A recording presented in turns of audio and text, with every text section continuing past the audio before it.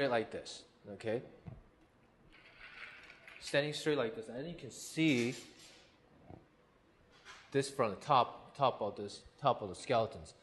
The spine of the shoulder blade sits out at a 30-degree angle, okay? And then the border pretty much is kind of parallel to each other. But when the arm, that's the amazing things about the shoulder blade, and that's why we have so, a great mobility of our shoulder. Shoulder can move up and down all different directions. And once when the arms kind of reach at his horizon line, okay, and what happened is the shoulder blade is going to start shift, and the whole bones, the whole blade is going to start shift like this, okay, and then they allow you to keep raise out your arm all the way up, and you can go all the way across the other side of the head.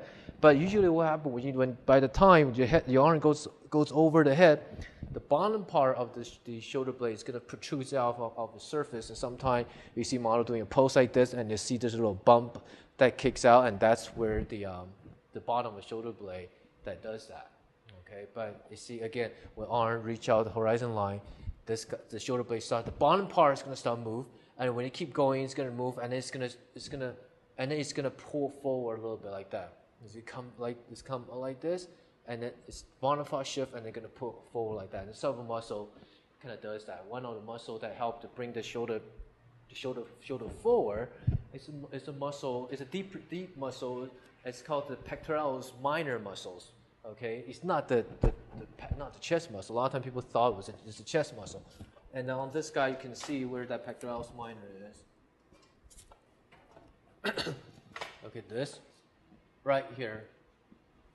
Grab onto the forming process right here of the shoulder, the spine of the shoulder blade. You can see this. It helps to bring the shoulder forward, and also the serratus interior muscle. I'm still kind of jumping ahead a little bit, but this guy also helps too. Okay, and then yeah, kind of lost myself a little bit. Okay. So this, wow, so he needs to be on track. So here, since we're on the back view, and again, I want to talk about the muscle on the shoulder blade. Okay, there are mainly 3 muscles on the shoulder blade. There are 3. You can see one right here, one right here, one right on the bottom. This is called the infraspinalis muscle. This guy is the teres minors. This guy right here is called the teres majors. Okay, infraspinalis muscle sits at the lower border of the spine of the shoulder blade, and then you can see attached to the posterior side of the humerus head. This is the teres minor. It also connects to the same point, a little bit below, and the teres major is going to connect to in between your bicep and tricep at the inner part of the humerus. Okay, so let me draw it, and I will show you guys.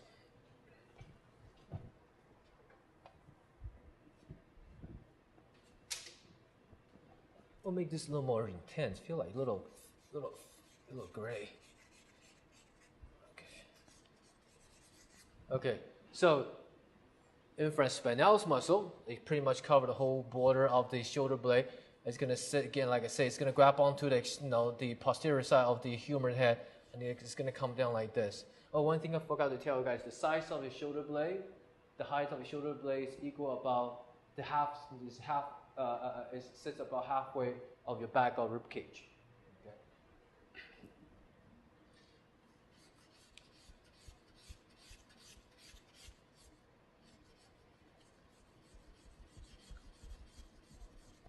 Infraspinalis muscle.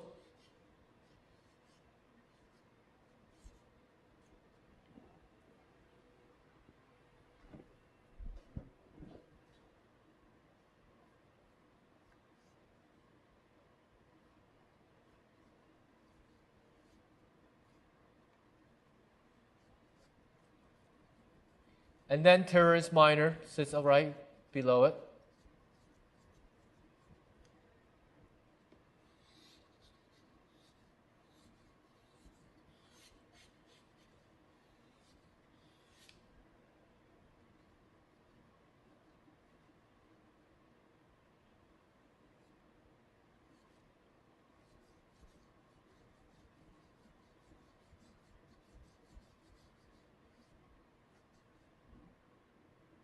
Okay, and then the fuller, a little more rounded shape of the muscle, the teres major, is going to sits below that, and it's going to go to the inside of the humerus bone.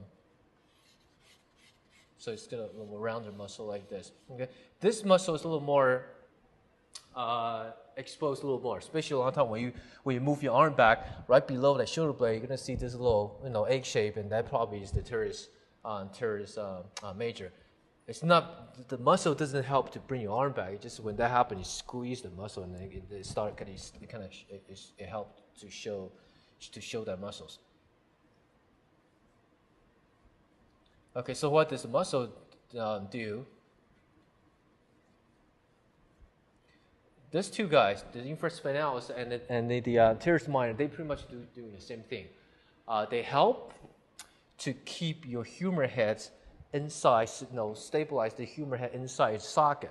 Okay, so you won't pop out. A lot of those, athlete, the football player or basketball player, a lot of times the opponent is running to their shoulder. The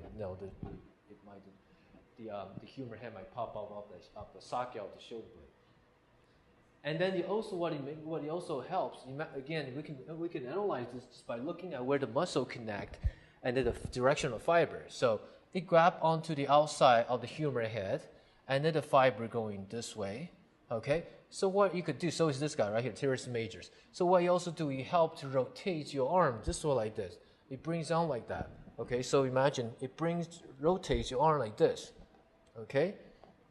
So vice versa, the teres majors, it connect at the inner part of your shoulders. So when the muscle contract, it actually brings your arm this way.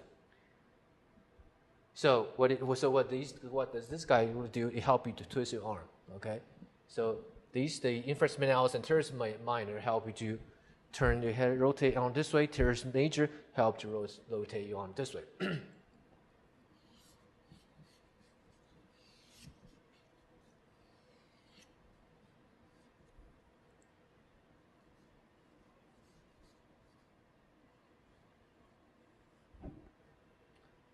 What else? And then later on, when we get to the deltoid muscle will cover that.